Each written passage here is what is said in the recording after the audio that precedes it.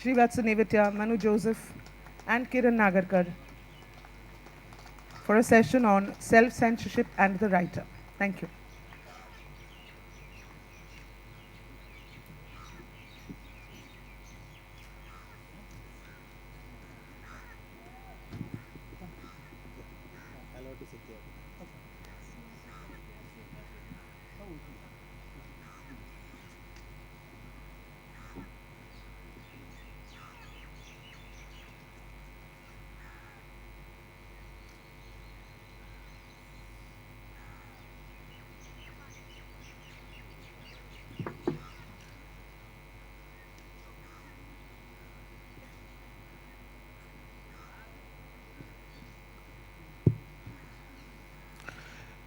So the title the organizers have given this session, I Am Big Brother, Self-Censorship and the Writer, does obviously first make one think of George Orwell. There's much he had said which might prove pertinent an hour later. For instance, if liberty means anything at all, it means the right to tell people what they do not want to hear. That might ring true. But more poignant perhaps might be this quote from 1984. Until they became conscious, they will never rebel. And until after they have rebelled, they cannot become conscious. The defiance of all the writers on this stage couldn't be any more conscious, perhaps. It's really an honor to be in the presence of authors who've risked much to find both knowledge and truth. I would like to start by asking Mr. Murugan that in January 2015, you wrote on Facebook, Perumal Murugan, the writer, is dead, and he is no god. He is not going to resurrect himself. He also has no faith in rebirth. An ordinary teacher, he will live as P. Murugan. Leave him alone. Was this, in a sense, the ultimate act of self-censorship?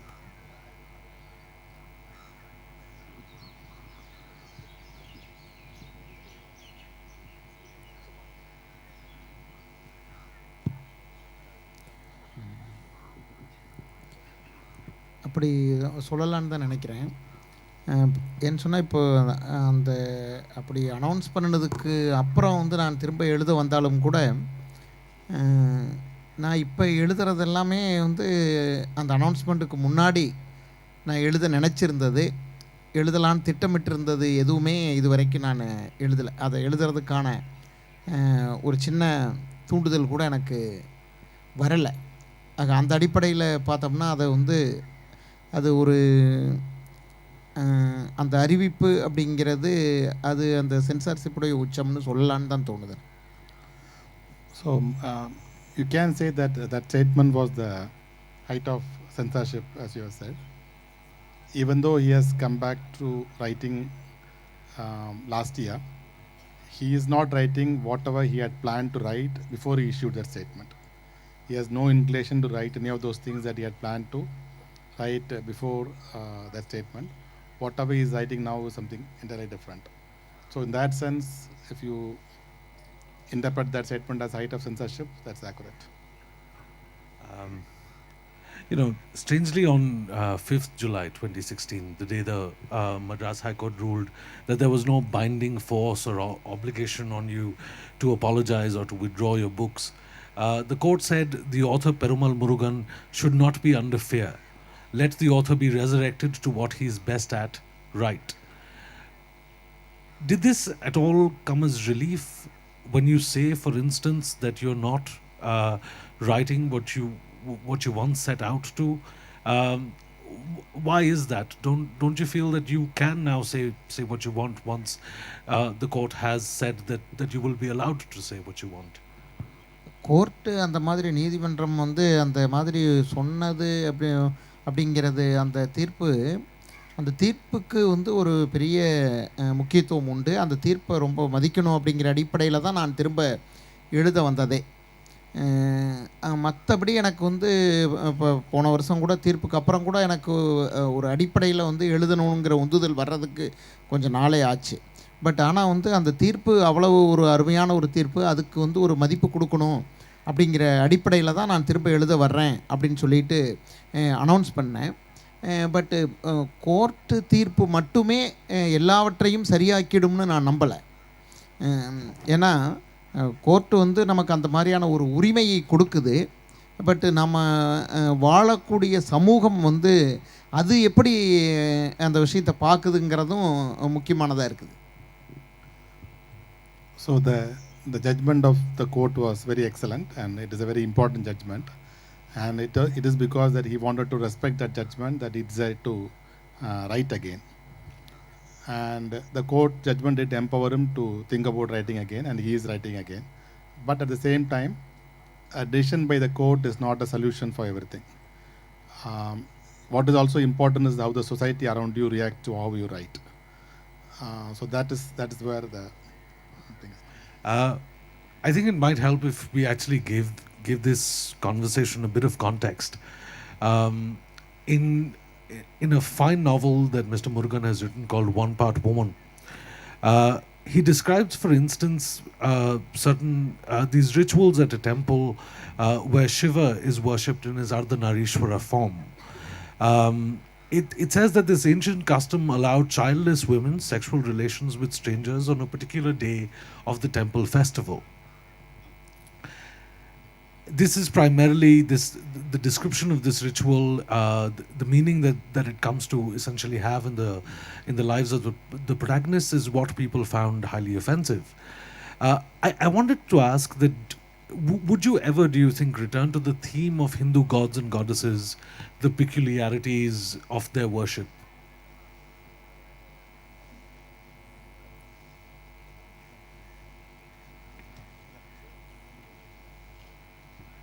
அந்த மாதிரி வந்து ஏற்கனவேவும் அப்படி எழுதணும் அப்படின்னு எனக்கு தெரிஞ்ச விஷயங்களை தான் நான் எழுத முடியும்.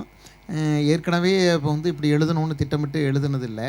இப்போ மறுபடியும் வந்து அந்த மாதிரி இப்போ எழுதுறதுக்கான தூண்டுதல் இது வரைக்கும் எனக்கு வரல. எனக்கு வந்து இப்போதைய என்னுடைய மனநிலைப்படி எதெல்லாம் பிரச்சனைக்கு உரியது, பிரச்சனை வரும்னு எனக்கு மனசு வந்து சொல்லுதோ அதையெல்லாம் எழுதாமல் இருக்கிறது அப்படிங்கிறது தான் என்னுடைய ஸ்டாண்டாக இப்போ வரைக்கும் இப்போ இருக்குது. So even earlier he did not set out to write about Hindu gods or goddesses or their peculiarities. He is only writing about what he knows. But right now his mindset is that to avoid any issue that might create problems for him. At this stage, I'd like to bring Mr. Nagarkar into the conversation. Sir, in 1978, you wrote the play Bedtime Stories. This, in a sense, retold, would it be fair to say, certain stories from the Mahabharata? When the play went to the state censor board, it of course came back with 78 cuts. The play was effectively banned, and then again was 38 years later, in 2015, it was published again. As far as the Mahabharata is concerned, Eklavya, for instance, in your telling, does not obediently chop off his thumb. When Drona asks him for dakshina, he picks up some clay, molds it into a figurine which looks like a thumb, gives it to Drona and says, like guru, like gift. Draupadi, for instance, when Kunti says that she should be shared between the brothers, she turns to Arjun and says, tell your mother it isn't a new kingdom or a chocolate cake that you've brought for her this time. Tell her it's a living woman who talks and laughs and is mad with joy and belongs to you alone and cannot be shared amongst the five of you. Once it was actually published in 2015, did you ever stop to think that your work could still be considered blasphemous, that nothing had changed? No, I think things have changed infinitely for the worse. So, I don't know. The first thing that you learn after you've written something like this is that, let me just go back to the time when I wrote it, and Dr. Lagu was Sriram Lagu was very keen on doing it, and he realized that it was a difficult play to do, controversial. So he got the whole of the experimental groups in Bombay together, And he read out the play to them. And he said, we'll start rehearsals 4 days from then. But by the time the crew had gone back, I mean, all the people had gone back, the next morning there was what now you call, at least I call, extra-legal censorship. So you don't have to really wait for the government to pitch in. The powers that be, and in those days they were not necessarily the powers that be, but the Shiv Sena was there, and we owe so much to the Shiv Sena, to the Hindu Mahasabha. Anytime I go wrong, they're more than happy to tell me, Kiabe, if you don't behave yourself, you know what we'll do. So to be told that, what do you want cut, your head or something else? I won't mention that part of the body. So it just goes on like this, And okay, it took 35 years or 38 years to be published, but has it really changed anything? I have not had anybody say, okay, we want to do the play, which, it was done in Cambridge, it was done in Australia, but I don't think anybody knows that there's a play called Bedtime Story. I have been put to sleep. Talking about you being put to sleep, you didn't publish for 13 years after till 1991, I think, 78 till 91, and you do talk about that time as self-censorship. Can you tell us a bit about the aftermath, the 13 years when you perhaps were not able to write? Actually, it was, I finally, just by sheer coincidence in one of those accidents, and not at all, it was not thought out. What happened was that after first I wrote a book in Marathi called Sat Sakam Trechalis, 7/6/43. Now, to make it very brief, this was an accident because I had done only 4 years in the primary school learning Marathi. And then I had moved on to English, to an English medium school. And I don't know whether this happens generally or not. But when I went to an English medium school and then I joined St. Xavier's College, I certainly thought, oh, these, I don't think I articulated it, but these vernacular languages, oh God. I come from heaven. What do I have to do with Marathi, Bengali, Tamil or whatever? So it was sheer, I don't know whether it was the kindness of God or who, that one day I had gone to Dilip Chitre's place and Dilip had said to me that, Kiran, my father's asked me to edit the next issue of Abhiruchi. That's the magazine that they used to run. And I have absolutely no idea what happened. I came back home. I wrote my first short story in Marathi, 1-page story. And to this day, I'm not ashamed of it. And the next day, I started 7/6/43. When I finished writing 7/6/43, someone made a mistake of publishing it. It was a blunder because, I can't tell you the brickbats I got. I'm saying brickbats. Let me just say that this is the understatement of the century, okay? They pilloried me. The majority of them said, I'll say this in Marathi. Now Kiran av Shreevatsa. Here's this bugger whose name is Kiran and he's pretending to be the sun himself. So it just went on and on and on.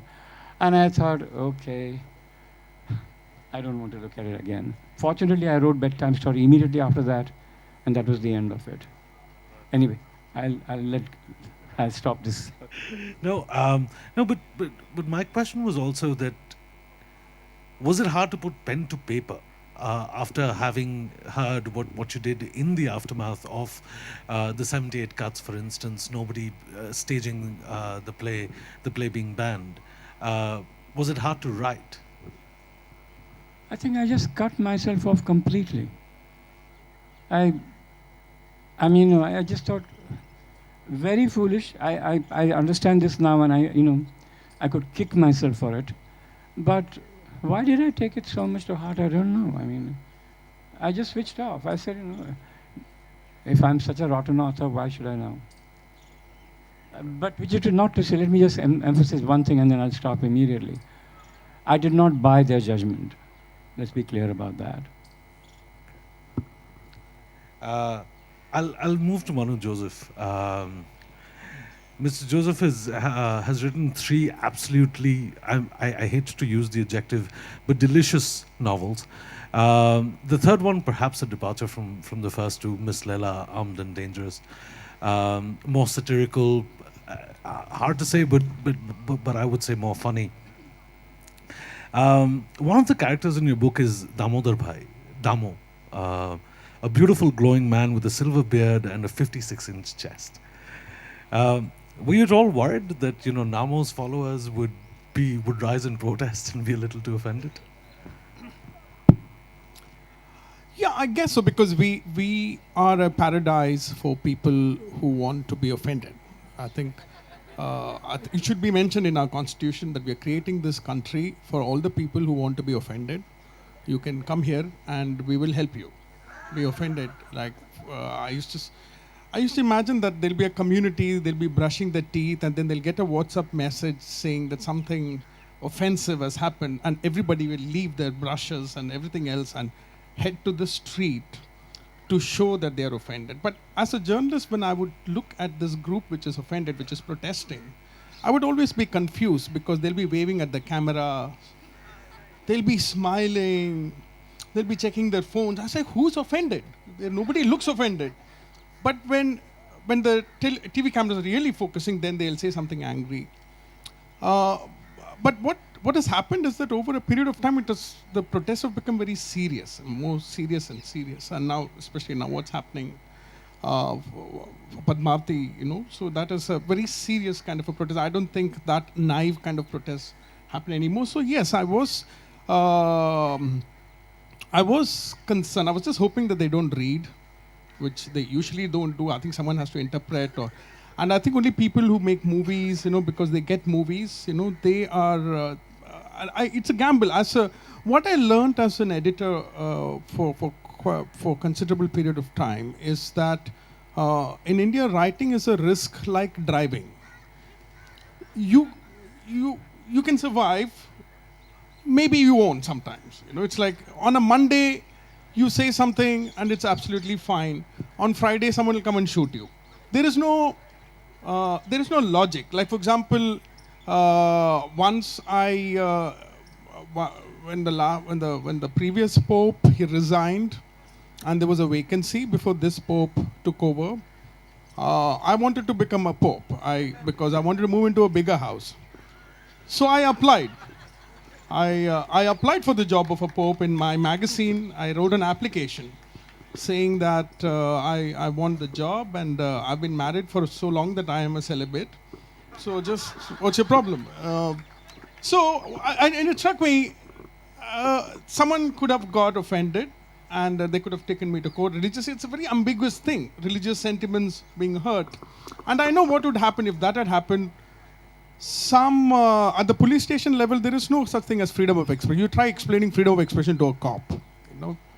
Then the lower courts, I think lower courts are like a travel agent who will book you a room in the jail. I think that. If it comes to the lower court, it's usually you go to jail. Then after you go to jail, the higher court, where some judge, pompous judge, in very bad English, he will say some very beautiful things about freedom of expression and let you go. So essentially, this is the cycle which I thought can happen. And as a journalist, the risk I took in this novel to bring in Damodar Bhai and Damo and his very passionate followers, the risk I took was journalistic, where I felt that there is a chance that I can also get away. And also as a writer, I feel the risk is important because our job is to keep pushing until you tire them out. Until they get very tired and because it's also expensive for them to pursue you. That's what people don't realize. That they also have to pick the battle. They can't go to battle every time. They can't they can't be the marketing department for every film. They have to choose the movie. No, the one thing, I mean, say for instance, you start reading Miss Leila, and it doesn't take long for you to suddenly scream to yourself, Ishrat Jahan. And I don't say this because, you know, as someone in journalism, and you know, these are names that one hears often. I think anybody who's reading it will certainly agree that it is set in the here and the now, and that there is very little done to camouflage that, which is what made me want to ask you that. Was it satire, the fact that you were poking fun at just about everyone? Does being funny help, do you think, in ensuring that they do not rise against you? No, because they don't get jokes. The guys, they are not, they don't get it at all. You know, so they are very, very, maybe at a very different level they get humor, but they are very unhappy, serious type of people who see correctly that humor is also a form of violence. Okay, so it's basically when they come at you, they say, you slap me first because you were trying to be funny. Actually, it's both the sides. When I'm saying that these people are intolerant, immediately everybody is thinking of the right-wing goons. Of course, they are not very funny people at all. But it is also the liberals that the novel tries to take on. And fortunately, so far, I was almost hit by Shiv Sena, but I got away because I said my mother's in the hospital. In India, if you want to get away, you should invoke the mother, because I was on the bike and it was a band and the Shiv Sena guy stopped me. And they were all set to hit me. And I thought, I had two options. I can say journalist, then either they let you go or they kill you. Two options. Or I can bring in the mom. So I just said my mother's in the hospital and I have to go, blah, blah. So I just, so I've come very close. Gujarat, when I was covering as a journalist, it could get very nasty. But the most vicious attacks I have faced is actually from the liberals, who have their own way of, they could be part of panel discussions and festivals. They will talk about freedom of expression. But when they are pissed, they also behave the same way as the right wing. It's just that the right wing, they have a different way of attacking. They attack you physically. So the other side will attack you in a different way. They can isolate you, and they can do many other things, And because you belong to their world, they probably affect you more. No, this was also before I come to Mr. Nagarkar and ask him about humor. I just want to ask you one last question. You take on both, as you said. You take on the right and you take on the left. You're perhaps one of the few thinkers in this country who doesn't belong to either the right or the left, and strangely, I would argue, not even to the center. But you obviously have friends, people who belong to these groups. When you are writing, when, for instance, you think about who am I going to piss off, there must be some of these people who would be in that category of people. Does that ever make you self-censor that, this person who I'm really close to is going to be hurt by this joke I crack or by what I say in this piece or in this column? Maybe it's something which I learned from marriage. Eventually people get used to you. So initially there is a lot of trauma, but if you keep at it and not confuse people by conforming to what they expect, maybe it's very bad marriage advice, but I feel that as a hypothesis you can explore it. But I think eventually people get used to the way you are, and then of course you will lose some friends, but I feel that actually a lot of people will get you, and a lot of people claim to be either right-wing or liberals because they feel they don't see it as just thought experiments. These are just thought experiments. Most of real life is somewhere in between. There is no real right-wing country in this world. There is no real capitalist country in the world. There is no real socialist country or community in this world. Everything is ambiguous. So people would get some of what you say. Of course, some people will stop talking to you. But I think That's one of the risks that you take as a writer. I think if you wanted friends, maybe you should have done PR or something else. I think writing carries that risk of losing people who are close to you. Ms. Nagarkar, I'd like to ask you something about humor we were talking about earlier. Your writing is all things and is a lot of things, but it is also above all very funny. Bedtime Stories, for instance, has a lot of things that are profound and very serious. But I think you would have to truly not have any kind of funny bone inside you to not laugh out loud in some when you're reading some of the pages.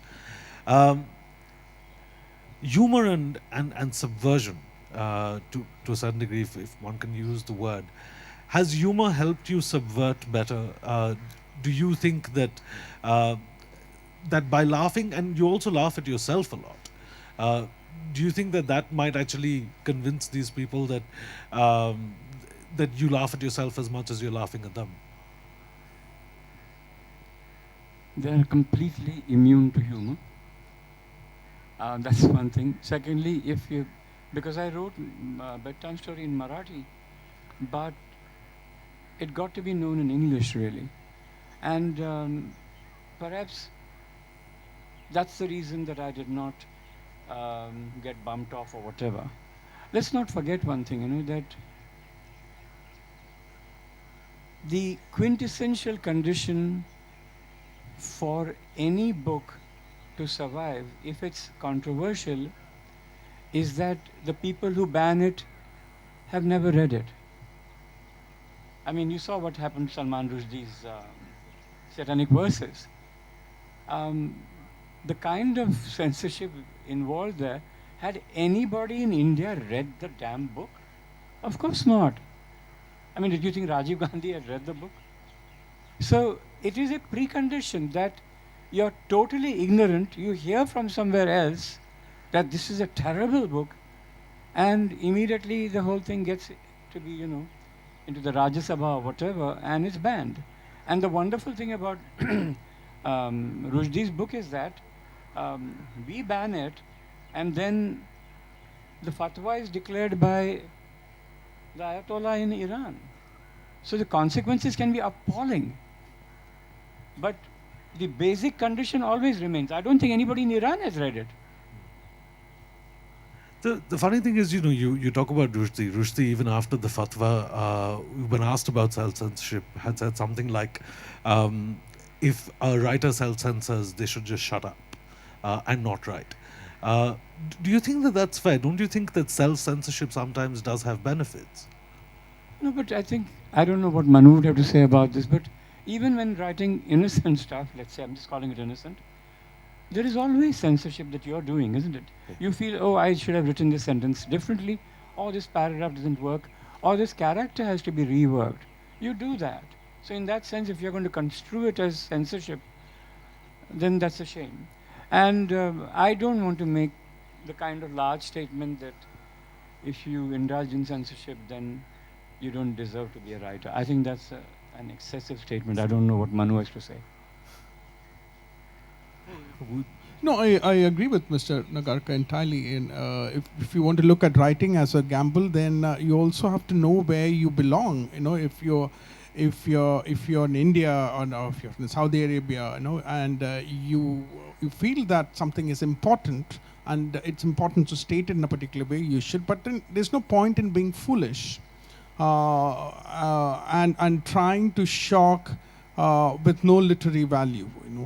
So I fully agree that there are ways in which you can state what you want and weigh the dangers. But also there is a larger philosophical point, which is that if freedom of expression depends on the permission from the government, then it has to be the most boring thing on earth when it's granted.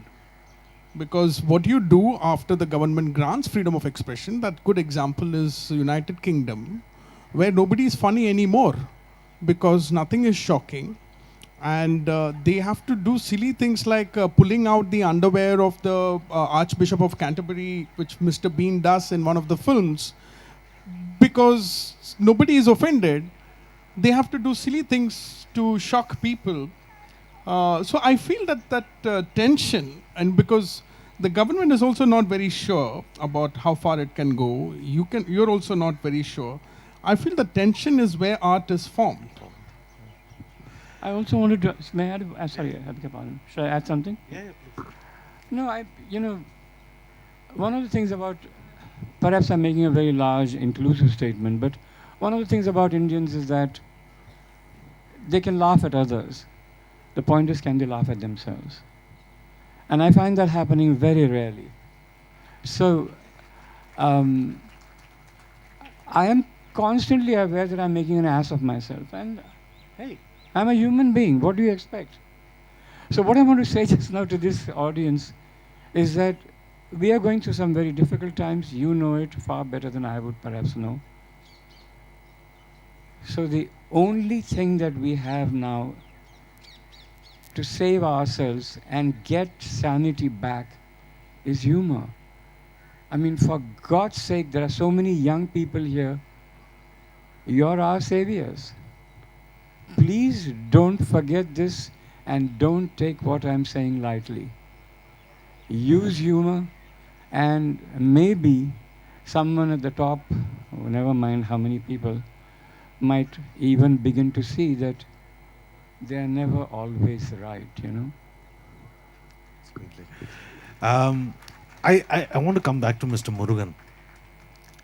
So we have seen at least the English-speaking India has in the last year, after the controversy that surrounded One Part Woman, we've been fortunate enough to have access to so much more of your writing. You're being published by more English publishers. There's more of both access that we have and attention that you have been given. What I wanted to ask you was that does being in the limelight make it harder to write what you really want? I mean, there is of course the pressure that the controversy left on you, but also this new attention. Does it make you feel more circumscribed in a sense? You, for instance, talk about it in The Strange Beast, a poem that you wrote on February the 22nd, 2015. Someone has painted over my head a pair of horns everyone can see. Someone has turned me into a strange beast. Do you still feel that attention, and perhaps if one can argue, fame does that?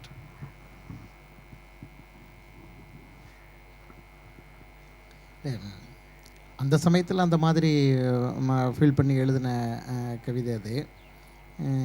ஆனால் அந்த மாதிரியான ஒரு நிலையிலிருந்து மீண்டு வர்றதுக்கு தான் நான் முயற்சி பண்ணிக்கிட்டு இருக்கேன். ஒரு எழுத்தாளன் அப்படின்னு சொன்னாலும் பலவிதமான மன பிரச்சனைகள்லேருந்து மீண்டு வர வேண்டிய அவசியம் இருக்குது. அந்த அடிப்படையில் நான் அதிலிருந்து அந்த மாதிரி எதற்கும் ஆளாகாமல் இயங்கணும் அப்படிங்கிற அந்த மனநிலையிலிருந்து மீண்டு வந்து இயங்குவதற்கான முயற்சி தான் நான் செஞ்சிட்ருக்கேன். So when he wrote that poem in early 2015, he was under serious attack and he was away from writing. So it reflected that state of mind that he wrote that poem. But now he is trying to recover from all that through his writing and write in any way he can. So now he feels he is in the process of recovery from that state of mind. So we spoke about religion a while earlier. I asked you a question about the Ardhanarishwara. I also want to ask you something about caste. Say, for instance, if one is reading about the love affair that you describe in your book between Saroja and Kumarasen in Pyre, the sense that you get is that you can't leave the caste system out, that it is unavoidable, that the love story, for instance, is it is as passionate a story because of caste.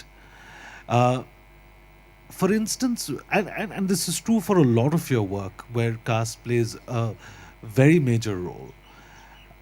it is as contentious an issue as religion in many places. The people who were protesting against you were people who also had accusations of you being casteist, etc. That were made. How now that you say that you're recovering, and if you are to write about caste again, is there something that you would tell yourself that you will not say, especially about caste? இந்த cost பற்றி எழுதாமல் எந்த எழுத்தும் இப்போ இந்தியாவில் எழுத முடியும்னு எனக்கு தோணலை.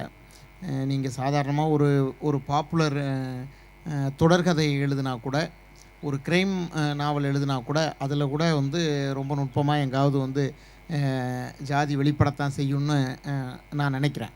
அதனால் அது ஒரு ரூரல் லைஃபாக இருந்தாலும் சரி, அர்பன் லைஃபாக இருந்தாலும் சரி, எதுனாலும் ஜாதியை விட்டுட்டு எழுத முடியும்னு எனக்கு தோணலை. பட்டு அந்த அடிப்படையில் தான் என்னுடைய எல்லா எழுத்துக்கள்லையுமே ஜாதி வந்து ரொம்ப முக்கியமானதாக தொடர்ந்து இருந்துட்டு வந்திருக்குது.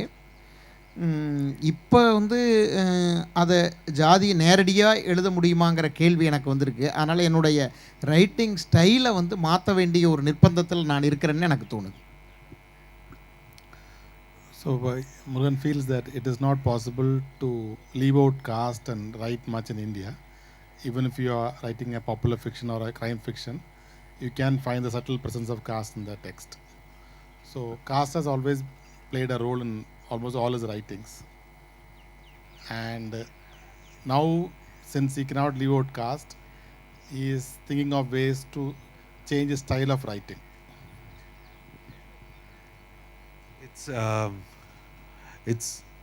It's of course, there's something I would want both Mr. Joseph and Mr. Nagarkar to comment on. That here we are sitting in Calcutta, Kolkata Literary Meet, a fine lit fest, and we have a writer saying that they're going to have to change their style, that they're going to have to consider now more keenly everything that they say before putting it out there in public. I want to ask that. Say for instance, Sir Mr. Nagarkar, you had said that recently that you would not publish Cuckold today, or that you would think twice or before publishing such a book. It did come out in '97. We are today in 2018. How much has changed? You yourself said things have changed for the worse, but could you elaborate on how? Let's not forget that, I'd burned my fingers very badly with Bedtime Story anyway, right? But also, I think Bedtime Story survives today, never mind nobody reads it, because it's in English. I was told time and again people don't normally read English. If you're from those lovely parties who believe that their religion is the only religion that people should follow. So the question that arises always is that, does one change one's style? Does one change one's subject matter? And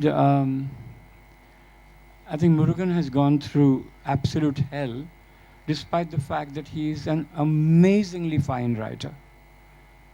We should have had, Indians should have had far more sense than to dare to do something like this to such a fine author. They should not be doing it to anybody. But perhaps we see things differently.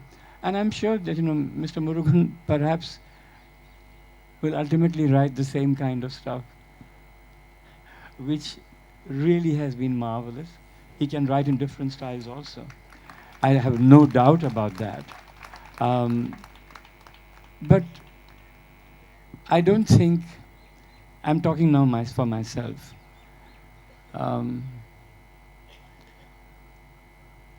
They keep barking, yaar.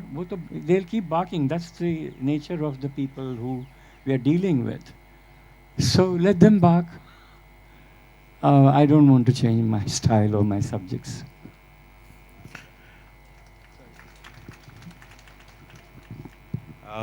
Mr. Joseph, in a column you wrote for the New York Times, you said, for those who take offense, India is highly secular. In the current climate, we of course any debate that one talks about, whether it be Padmavati, as you mentioned a little while earlier, or Mr. Murugan's ordeal, we start talking about Hindutva and varied kind of manifestations or understandings of that religion. But do you think that we're being selective in our outrage? That actually the problem is much more widespread than just the right wing in the country?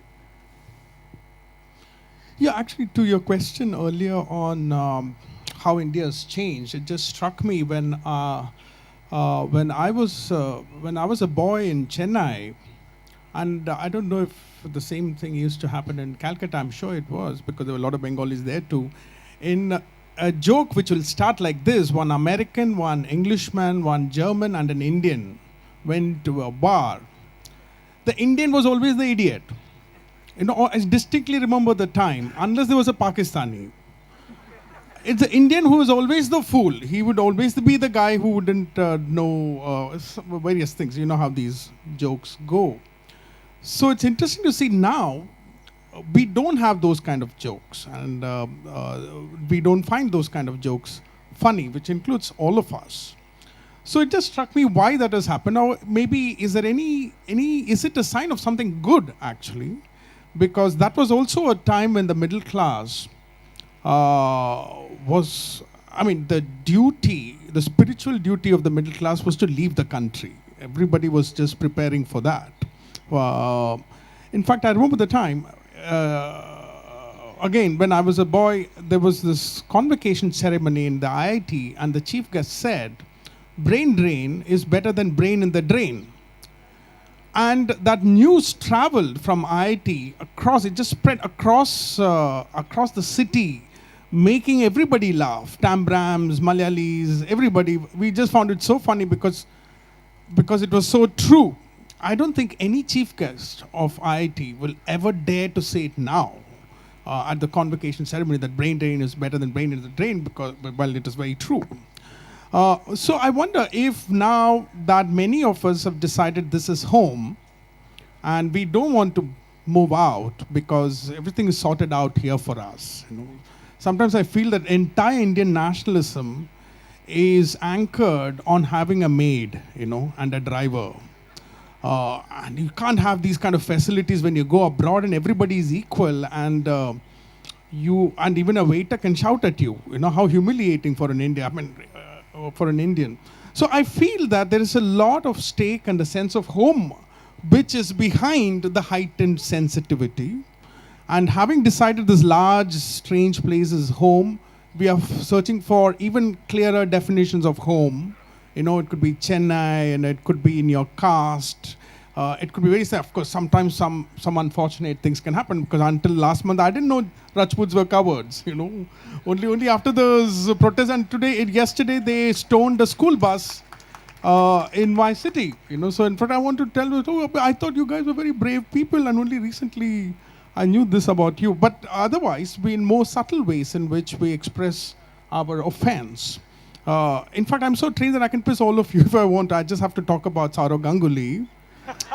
And I can just tell you, because we all claim to be believers in freedom of expression. One of my greatest literary moments in cricket is when Geoffrey Boycott said that Saurav Ganguly is so fast that if his ball hits your crotch, it will be pleasurable. But I know I can't go on about Saurav Ganguly beyond a point. Okay, but so I just bring it to show that, see, there is a limit we all have. And somehow the liberal transmission of how we should be in the context of freedom of expression appears to suggest that you should not get offended, which is absurd. I encourage you being offended, because if you're not offended, maybe I'm not doing my job. That's a different thing. But it's also natural and human to be offended. But it is what you do after you get offended that defines your character. And that is what we should know, and especially when we have the power, whatever powers we might have. I might have a power as an editor, and I might be offended, and I might just kind of harm a writer who's offended me, or I could be a very powerful politician. So I think that is, and here is where I think the system which is failing us is the government machinery. Ideally, what should protect all the artists is the reassurance that you can say what you want and the government will protect you. And this is something I want to state, which I recently mentioned in a column, I think, where in all of civilization is based on the understanding that we will elect a primary thug called the government, and in return for a previously agreed upon sum called the taxes, the primary thug will protect us from all the smaller thugs. That is the government. You know, it need not be defined in a very moralistic term. So the failure is that the primary thug is co-opting the smaller thug. You know, so that is the problem. Sorry. Yeah. So I'm speaking for myself now, and I just want to make a quick point that in this age of extreme intolerance over the last 2-3 years, what I've noticed is that most of the writers who have been attacked and killed and harassed indefinitely are the writers of Indian languages, and very few writers who write in English have been attacked in the same period. Though the writers of English are more popular across the India, they get more media coverage, they are more well known. Probably they travel and speak more across the India, and they get more attention. The fact of the matter is that almost all of them who got killed are writers writing in Marathi or Kannada, writers who have been attacked, writers who write in Tamil or Hindi and languages like that. So writers of in English even now still seem to have some sort of protection that the writers of Indian languages do not seem to have. If Mr. Nagarkar would want to comment on that before we ask the audience if they had any questions. You know, I don't want to generalize, but my own Marathi brethren were not able to tolerate whatever I wrote at all.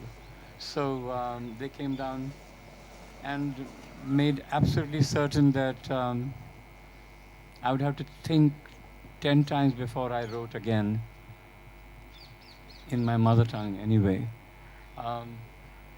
That is one point that I want to make. And the other point that I also want to make is that you asked about the liberals also being just as intolerant. And I think that's an extremely important point that you raised, because it's so easy for us to think of the people that we don't care for, who have views which are horrendous. But you know, the moment we classify them as the other, there is this instinctive supposition that we are the better people. I'm on the right side. I think we really need to rethink this business about being on the right side, and never underestimate the other. You know, I'm just going to give one very brief example, and then I'll just switch off. Do you remember the story of the Samudra Manthan? The Samudra Manthan took place between the Daityas and the Devas. Have I got that right? Have we ever given any thought to the fact that way before the Samudra Manthan took place, we had already decided that some guys were Devas and some guys were Daityas? I mean, what's going on here? We don't even wait for people to make themselves, you know, very, very clear in terms of antagonisms. We decide in advance, because they were all looking for immortality, and this is the important point, neither of them had immortality on their side. They were both trying for the same thing, and yet we had made up our minds. So I think we all need to look deeply into ourselves and see whether we are a combination of Daityas and Devas. I certainly am. Thank you. Sure. Before we let these fine gentlemen go, if there are any questions from the audience, just if anybody is offended by Mr. Joseph Saurav Ganguly comments, you can mob him after. Probably not.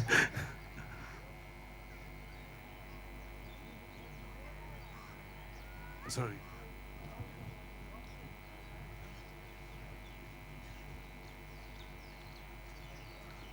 Sure. I saw a hand up right there. Yeah. Your question?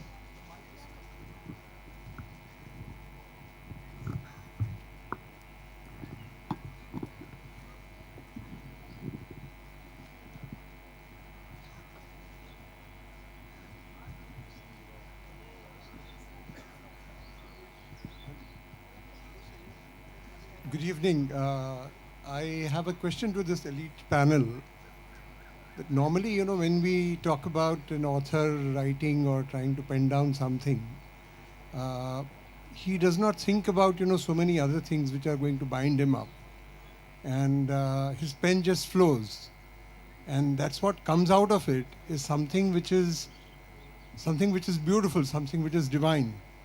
But out of the discussion which has just taken place, and the situation which we see all around us. And I remember a very famous saying whereby it was said that the land where the creativity is stifled, it in fact stunts its own growth. So this was a statement, you know, which I very distinctly remember. So in this light, I would just like anybody of you, and you know, you people are yourselves such wonderful people, have gone through so much. Could you just throw some light on this? I think Mr. Murugan might want to answer the question.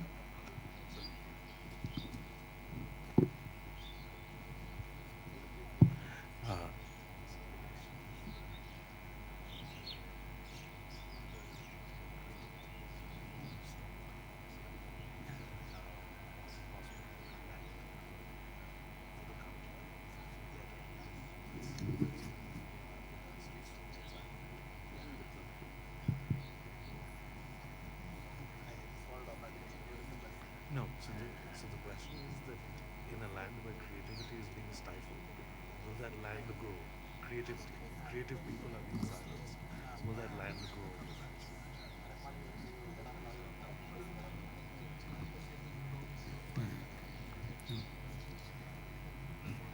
இது ஒரு படைப்பாளிகள் இல்லாமல் எப்போதும் எந்த காலமும் எப்பேற்பட்ட நாடும் ஒரு சூழலும் இருக்க முடியும்னு நான் நினைக்கல. படைப்பாளிகள் தங்களுடைய எழுத்து முறையையும் சொல் முறையையும் தங்களுடைய செயல்பாட்டு முறையையும் அந்த சூழலுக்கு ஏற்ப மாற்றிக்கொள்வார்கள் அப்படின்னு தான் நான் நினைக்கிறேன். ஃபெர்டோல்ட் ஃப்ரெக்டுடைய ஒரு கவிதை எனக்கு ஞாபகத்தில் வருது. இருண்ட காலங்களில் கவிதை இருக்குமா? இருக்கும். அது இருண்ட காலங்களை பற்றியதாக இருக்கும் அப்படின்னு எழுதியிருப்பார். அதுதான் எனக்கு ஞாபகத்துக்கு வருது.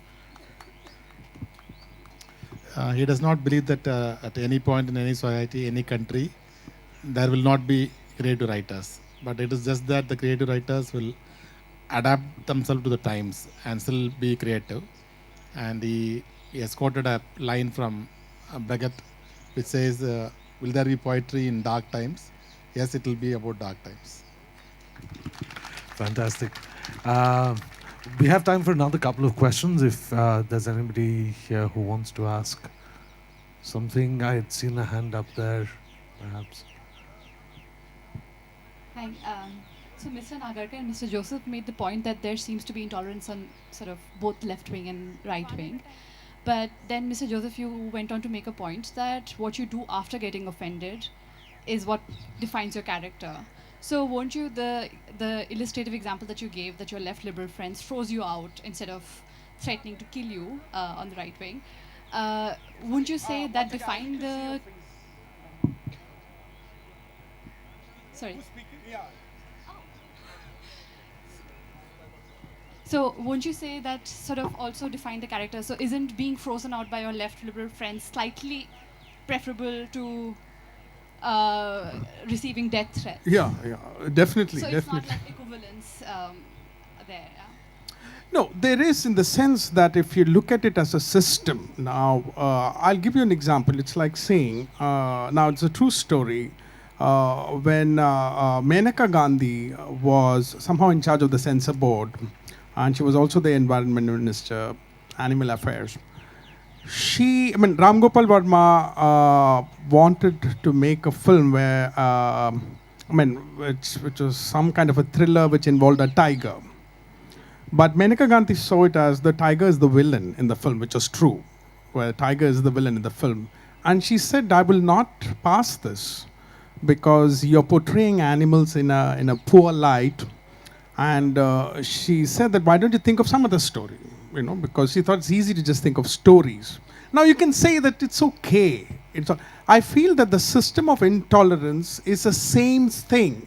It is the same thing. It is just that that same system can mutate into something dangerous. So what we need is an environment where, as Mr. Nagarkar says, we laugh at ourselves a bit by taking some blows and on what we believe in. So we might be very annoyed by a few things, but if we are not trained to tolerate that, if not accept, I think then we help the same system there where more dangerous people can occupy. You really think left can't get dangerous? I mean, it has to just be more politically successful. And I can assure you that the only reason why they're not so dangerous right now, they're very stingy right now. In fact, that is also true for the right wing. And for some of the things which saves us is that they are very stingy with money. So it's one of the underrated reasons why a lot of other things don't happen. But if we discourage the system on the whole, I feel it is safer for the arts. So the distinction just exists in theory. But people, we don't know people until they are entirely enabled to be dangerous. Excellent. I think this means we have to wrap, or do we have burning question? This will be hard to decipher. I think you wanted to ask a question. Yellow t-shirt, yes. We'll just quickly get you a mic.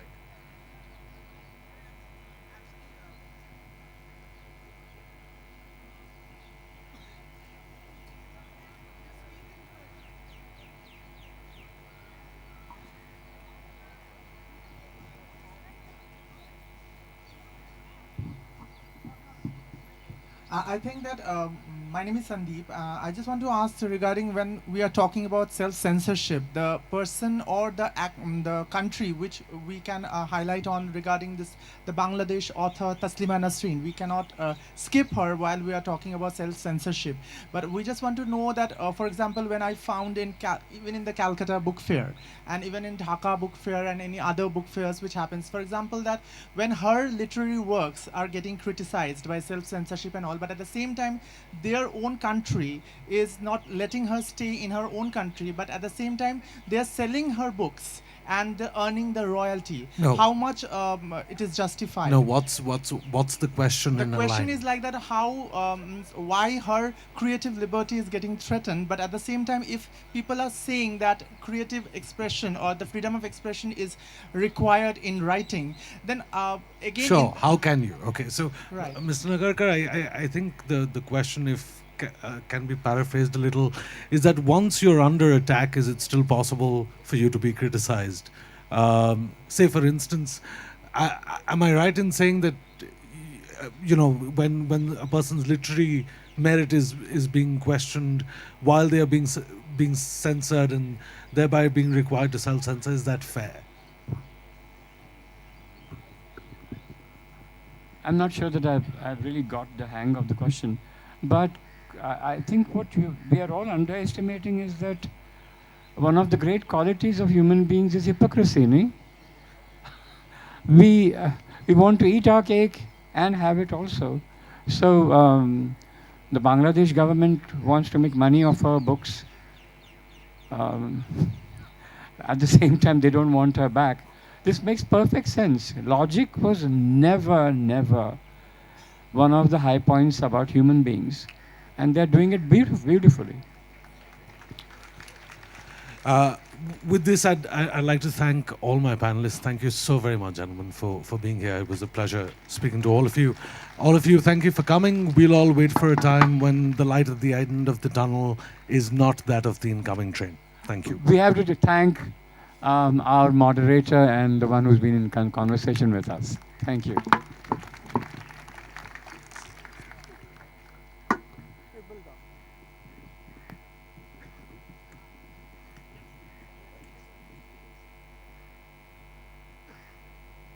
As always, signed copies at the bookstore. No, I don't think any of us will be very keen to get them signed right away because we're just getting ready to welcome our next very special panel, Shrey special presentation. Junoon, how Ruskin Bond's Flight of Pigeons became Shashi Kapoor's Junoon. In an ideal world, Shashi Kapoor would still be with us, but I'm sure he will be with us in spirit as Ruskin Bond and Shabana Azmi talk to Balaji Vittal about how Flight of Pigeons became Junoon. For those who are standing at the back of the Shamiana, there are a few extra chairs laid out at the side of the Shamiana outside